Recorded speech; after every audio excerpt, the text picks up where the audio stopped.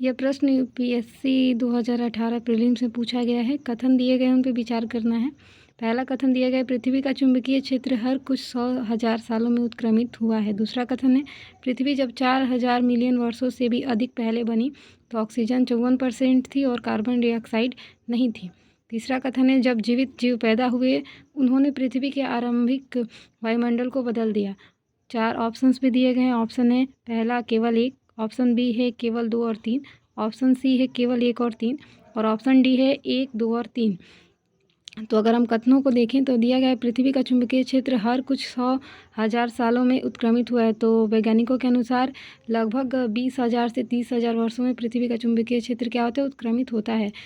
तो पहला कथन क्या होगा, सत्य होगा। दूसरा कथन है, पृथ्वी जब 4,000 मिलियन वर्षों से भी अधिक पहले बनी तो ऑक्सीजन 54% थी और कार्बन डाइऑक्साइड नहीं थी। तो जब पृथ्वी का निर्माण हुआ तो क्या हुआ, कार्बन डाइऑक्साइड गैस थी लेकिन ऑक्सीजन बहुत कम मात्रा में थी। तो क्या होगा, सेकंड नंबर गलत होगा। तीसरा नंबर है, जब जीवित जीव पैदा हुए उन्होंने पृथ्वी के आरंभिक वायुमंडल को बदल दिया।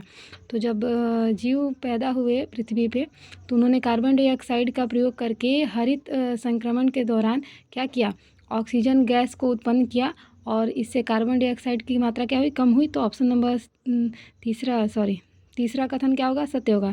तो पहला और तीसरा सही है, तो ऑप्शन नंबर कौन सा होगा, ऑप्शन नंबर सी सही होगा।